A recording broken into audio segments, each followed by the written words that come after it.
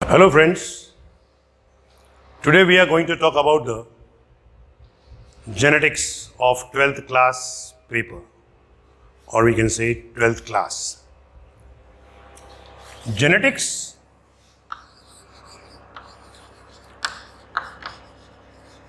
क्या है? It is a branch of science in which we study that how the parental characters are transferred from one generation to another. यह विज्ञान की वह शाखा है जिसके अंतर्गत इस बात का अध्ययन किया जाता है कि जनकात्मक लक्षण एक पीढ़ी से दूसरी पीढ़ी में किस प्रकार से स्थानांतरित होते हैं. Genetics term was given by Bateson.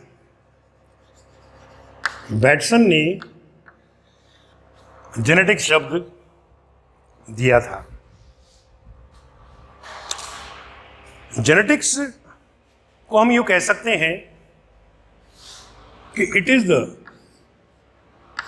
Combination of two form. Number one, heredity and variation. अनुवांशिकी प्लस विभिन्नता. अनुवांशिकी क्या है? जिसमें हम अध्ययन करते हैं कि कैसे जनकात्मक लक्षण एक पीढ़ी से दूसरी पीढ़ी में जाते हैं. That how the parental characters are transferred from one generation to another. Variation का मतलब क्या होता है? विभिन्नता. देखिए साहब, no two individuals are alike in the world. कोई भी दो जीव बिल्कुल एक जैसे नहीं होते हैं. Exceptions are everywhere. अपवाद हर जगह पर होते हैं. जैसे कि ट्विंस जो होता है वो एक जैसे होते हैं. यमज जिसे अपन लोग हिंदी में कहते हैं. अब हेरिडिटी के संदर्भ में कई सिद्धांत यानी कि थ्योरीज दी गई थी, जिनमें से एक थ्योरी थी वेपर थ्योरी यानी कि वाष्प सिद्धांत, जो पाइथागोरस ने दिया था.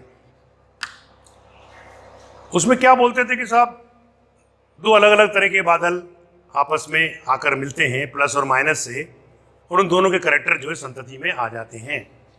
हास्यपद थ्योरी थी. Then comes your particulate theory, कणिकामय सिद्धांत, जो कि मॉपर्शियस ने दिया था.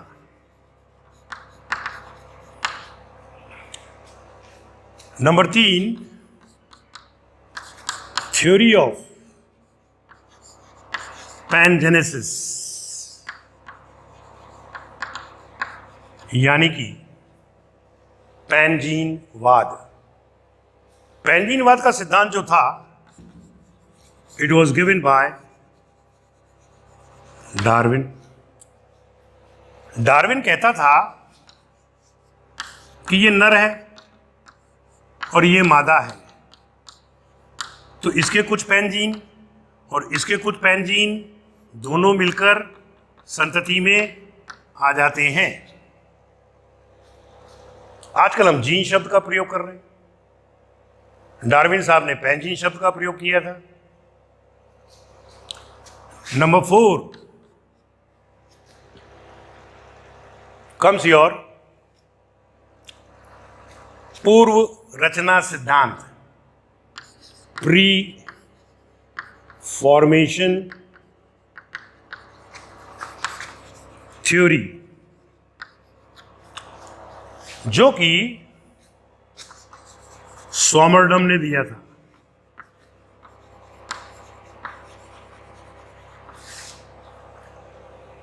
स्वामरडम क्या कहता था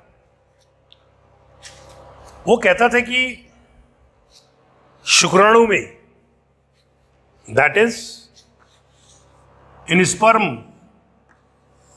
ये स्पर्म हो गया, पहले से एक छोटा सा बच्चा होता है और उस बच्चे के द्वारा, जिसे उन्होंने नाम दिया था होम्युनकुलस, नाम दिया था। इस होम्युनकुलस के द्वारा माता पिता के लक्षण संतति में आते हैं। Then comes your germ plasm theory. Germ plasm क्या होता है? Germ plasm theory.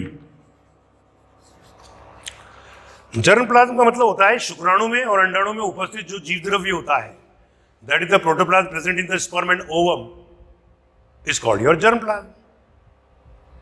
बात भी सही है, इन दोनों के जर्म प्लाज्म मिलेंगे तो मेल का कैरेक्टर भी जायगोट में आएगा और फीमेल का कैरेक्टर भी जायगोट में आएगा, और इस प्रकार से संतति के अंदर दोनों माता पिता के लक्षण हमें देखने को मिलेंगे।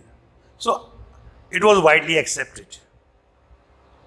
This germ plasm theory was given by Weizmann. Weizmann ने ये थ्योरी जो है दी थी। अब बात चलेगी कि John Gregor Mendel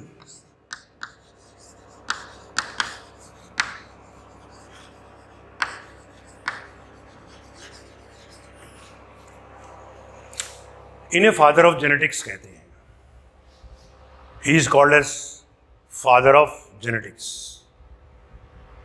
because he laid the foundation of the genetics, क्योंकि उन्होंने जेनेटिक्स का आधार रखा था। He was not a biologist, वह कोई जीव वैज्ञानिक नहीं थे, बल्कि ही वॉज अ मैथमेटिशियन, वो एक गणितज्ञ थे। And by profession he was a monk, priest थे, पादरी थे।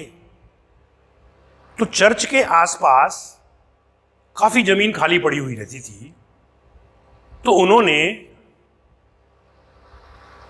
मटर के पौधे को चुनकर जेनेटिक्स का अध्ययन किया। इनकी बर्थ जो थी, इनका जन्म जो था वो 22 जुलाई 1822 को हुआ था, और डेथ जो है वो 1884 में हुई थी। तो ही लिव्ड फॉर ओनली 62 ईयर्स, केवल 62 साल तक ही तो वो जिंदा रहे, बाद में वो मर गए। मेंडल ने मटर कुल के पौधे का चुनाव किया। Mendel selected pea plant and he performed that experiment from 1856 to 1863। ये क्वेश्चन आया था नीट के अंदर, यानी कि 7 इयर्स तक उन्होंने मटर के पौधे के ऊपर एक्सपेरिमेंट किया।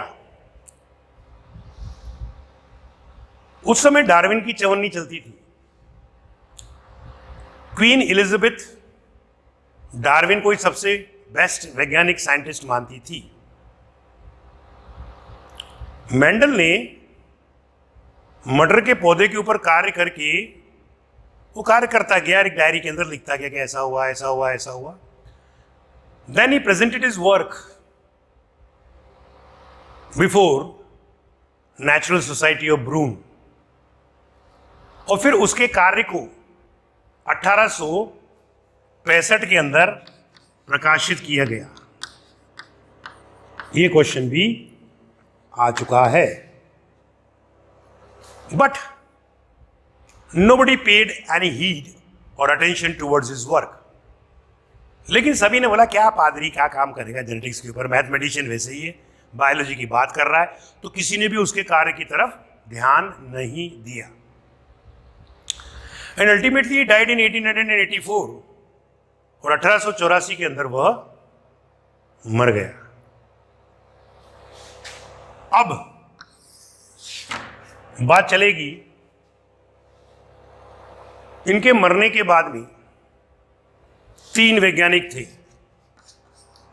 जिन्होंने 1900 ईस्वी के अंदर उसके कार्य की पुनरावृत्ति करी. They revived the work of Mendel, out of which one was your Hugo de Vries from Netherlands. Second number was your Karl Correns from Germany. And third was your Erich von Schermark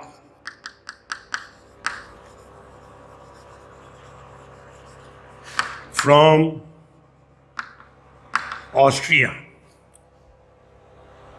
यहां से भी question बन चुके हैं कई बार PMT के अंदर. ह्यूगो de Vries कौन से देश का था, कार्ल कॉरेंस कौन से देश का था, शेरमार्क कौन से देश का था, और इन्होंने कौन से ईयर के अंदर मेंडल के कार्य की पुनरावृत्ति करी. That is in which year they revived the work of the Mendel. अब इन सब में सबसे ज्यादा इंटेलिजेंट जो था वो कार्ल कॉरेंस था. कार्ल कॉरेंस ने मेंडल ने जो भी कार्य किए थे उन सबको नियमों में बदला, मेंडलिज्म में बदला. ये क्वेश्चन भी एक बार आया था कि मेंडलिज्म यानी कि मेंडल के नियम किसने दिए थे, तो आंसर होता है Karl Correns. We don't deny the contribution of the Hugo de Vries and the Tschermak, but out of these 3 Karl Correns was the most intelligent person who gave Mendelism. Mendelism means whatever the work was done by Mendel, it was formulated into the principles. कि उसे जो है principles के अंदर बदल दिया गया, नियमों के अंदर बदल दिया गया या लॉस के अंदर बदल दिया गया.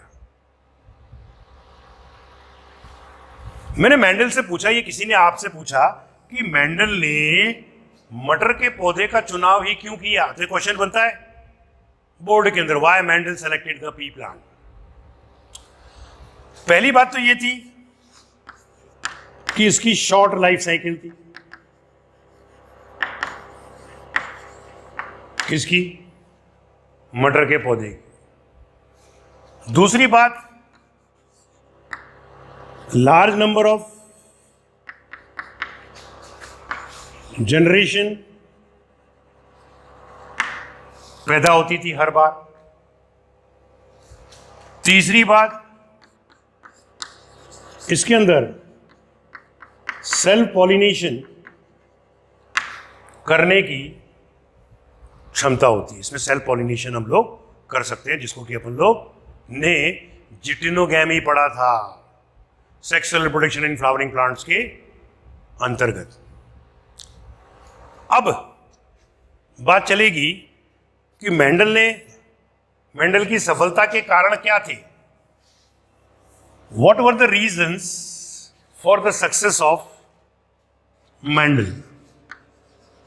Reasons for the success of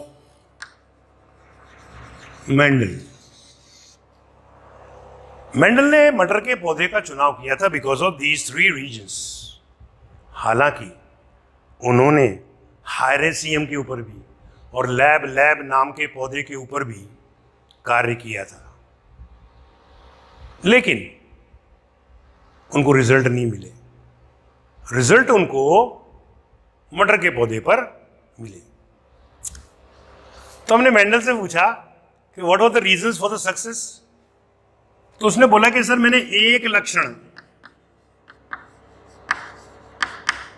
यानी कि एक कैरेक्टर का अध्ययन एक बार में किया। दूसरा, जो भी संतति प्राप्त होती थी यानी कि पेडिग्री, उसका कंप्लीट रिकॉर्ड रखा।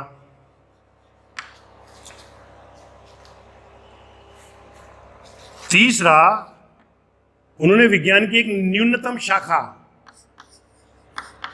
द लेटेस्ट ब्रांच, बायोमेट्रिक्स का प्रयोग किया, जिसको कि हम लोग बायोस्टैटिस्टिक्स भी कह सकते हैं।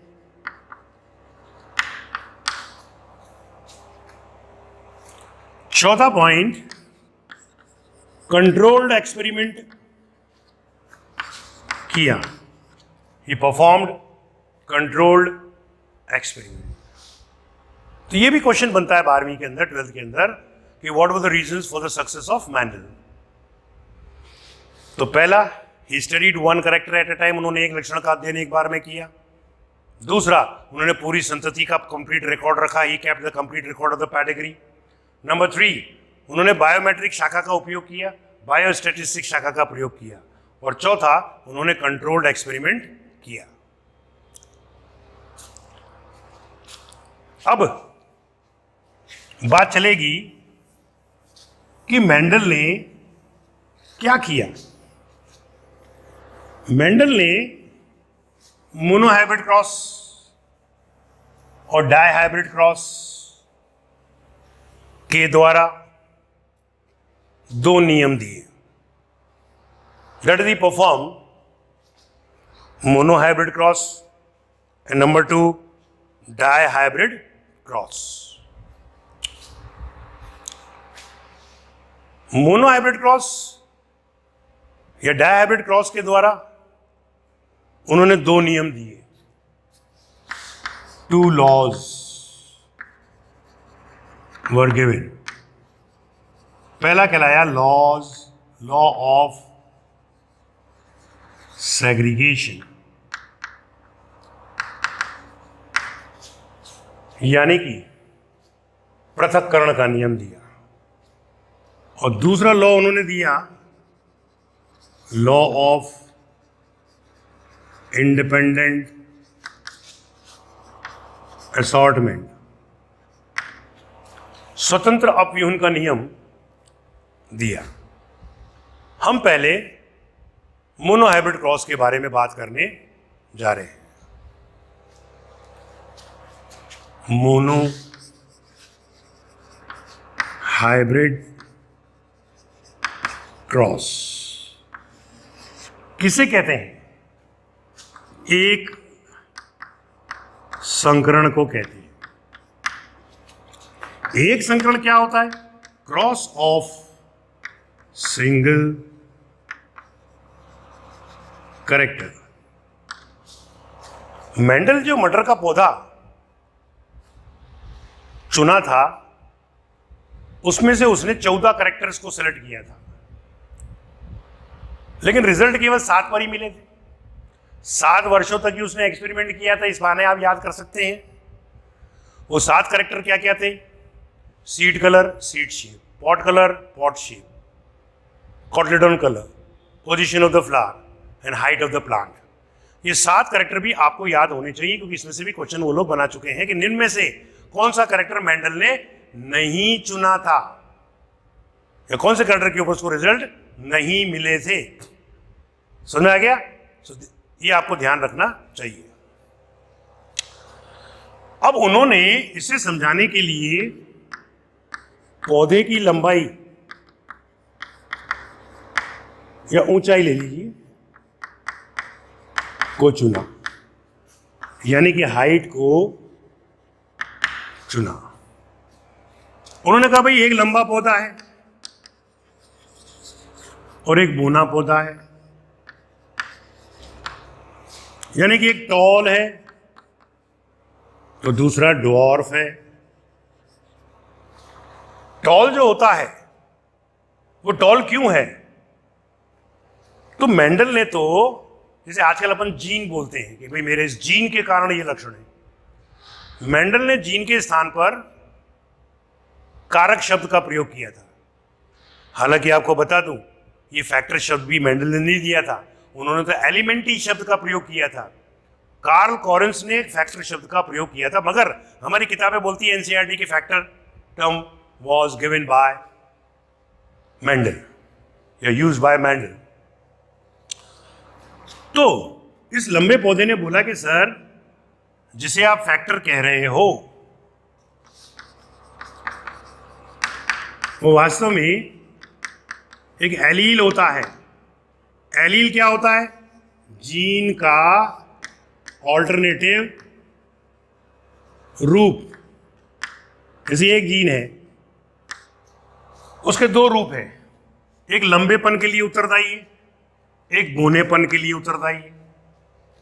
जो करेक्टर डोमिनेंट होता है उसको अपन कैपिटल लेटर से प्रदर्शित करते हैं, और जो अप्रभावी या रिसेसिव होता है उसको अपन स्मॉल लेटर से प्रदर्शित करते हैं। लंबे वाले पौधे के पास गया, मैंने कि भाई तू लंबा क्यों है? उसने बोला सर, मेरे अंदर दोनों फैक्टर, दोनों एलील डोमिनेंट हैं और समयुग्मनजीय अवस्था में, होमोजाइगस कंडीशन में है। होमोजाइगस का मतलब क्या हुआ? Both the alleles they are same. फिर आता है ड्वार्फ। ड्वार्फ से मैंने पूछा तू बोना क्यों है? कि सर, मेरे अंदर अप्रभावी एलील जो है होमोजाइगस कंडीशन के अंदर उपस्थित है। Okay, so this is called your homozygous condition, this is called homozygous condition, यानी कि समयुग्मनजीय अवस्था को निरूपित करती है। And this is your heterozygous condition in which one is your dominant, another one is your recessive. Homozygous and heterozygous term was used by Batson.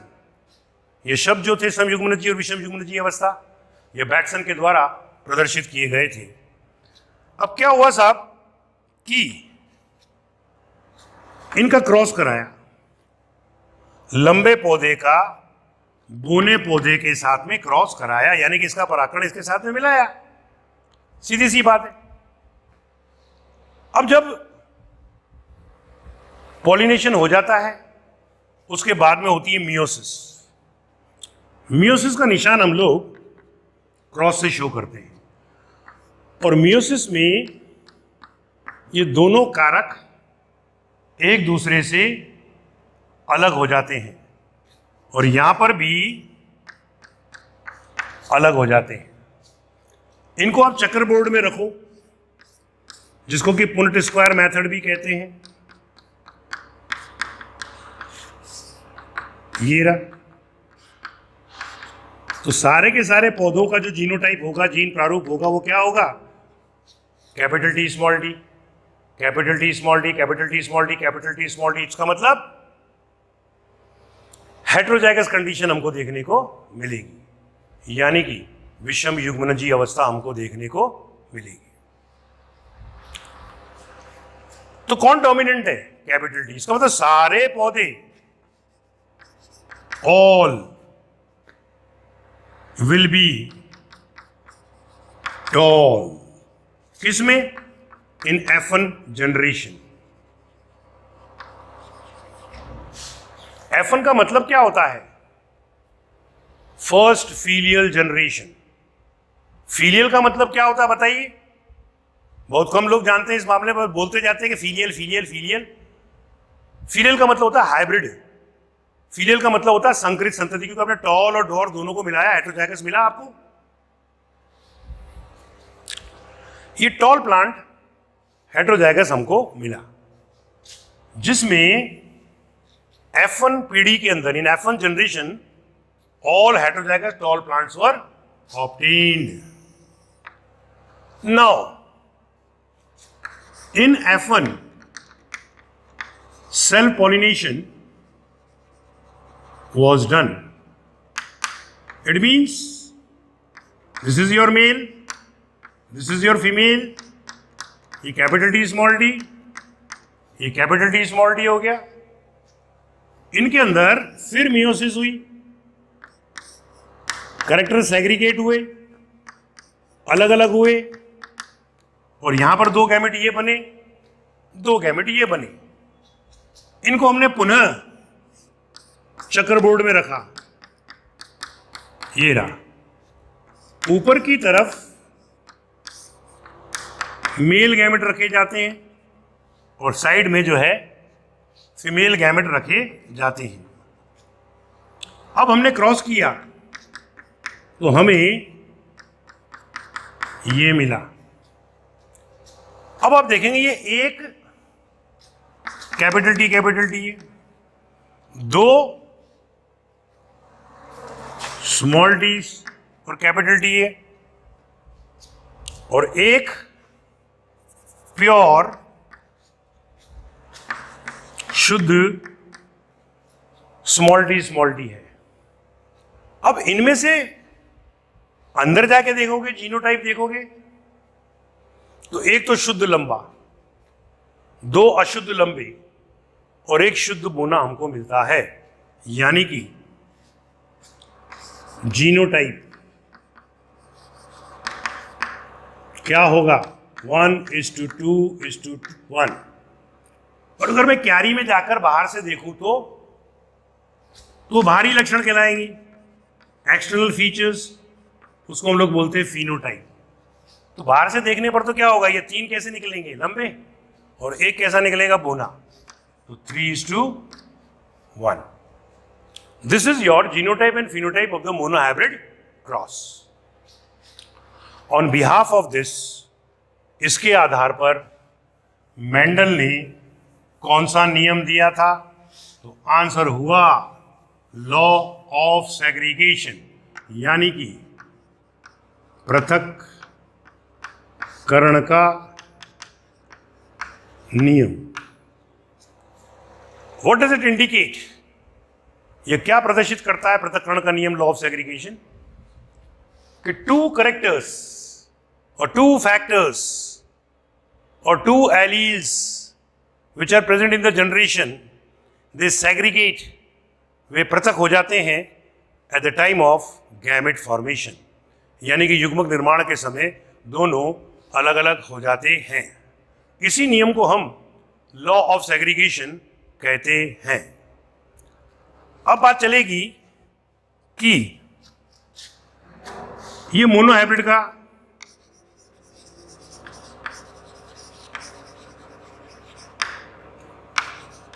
Genotype क्या निकला, 1:2:1।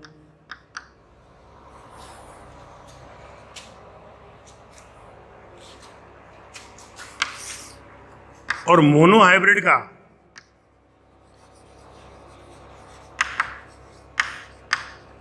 Phenotype 3:1 निकला। अब आपसे किसी ने पूछा कि डायहाइब्रिड का जीनोटाइप क्या होगा, तो मैं इसी तरीका आपको बता रहा हूं।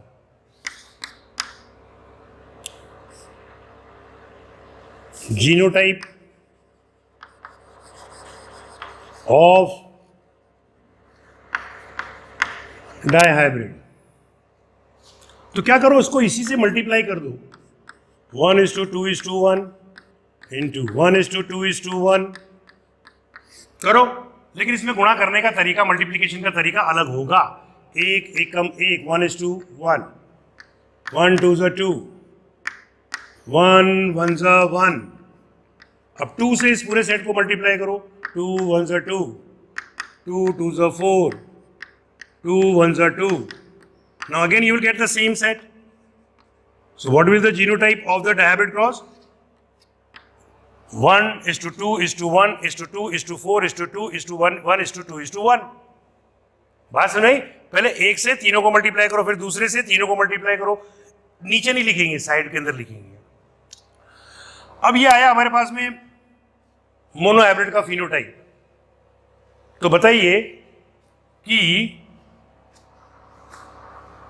डायहाइब्रिड का जीनोटिपिक रेशियो क्या बोलेंगे, जीनोटिपिक रेशियो। हम क्या प्राप्त कर रहे हैं, जीनोटिपिक रेशियो जो है प्राप्त कर रहे हैं, जीन प्रारूप अनुपात, जीनो टिपिक रेशियो प्राप्त कर रहे हैं। तो क्या होगा वो, इसी को इसी से मल्टीप्लाई करो तो इससे समझ में आ जाएगा आपके जल्दी। 3:1 मल्टीप्लाई बाय 3:1, 1 1 ज़ा 1, 1 3 ज़ा 3, ये एक से इन दोनों को कर लिया। अब 3 से इन दोनों को मल्टीप्लाई करो, इधर लिखो 3 1 ज़ा 3 एंड 3 3 ज़ा 9। What ratio you got it? 9:3:3:1। आई, ये डायहाइब्रिड का जीनोटाइप आ गया, जीनोटाइपिक रेशियो आ गया। ये डायहाइब्रिड यानी कि दो कैरेक्टर वाला।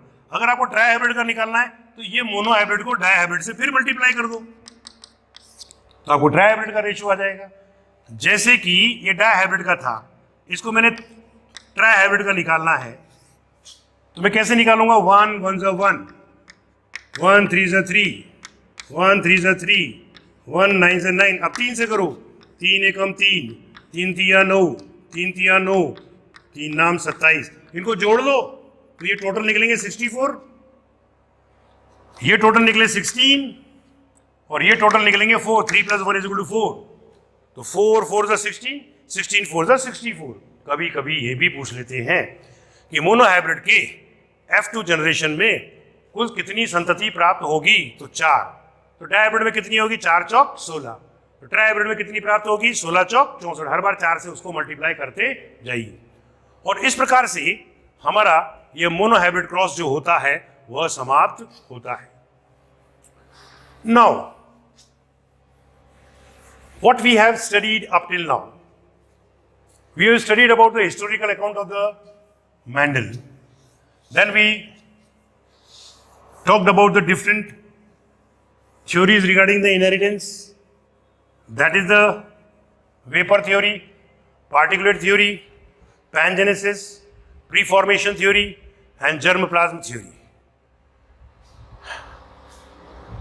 After the Mendel, in 1900 years, his work was revived by 3 scientists: Hugo de Vries, Carl Correns, and Erich von Schermark.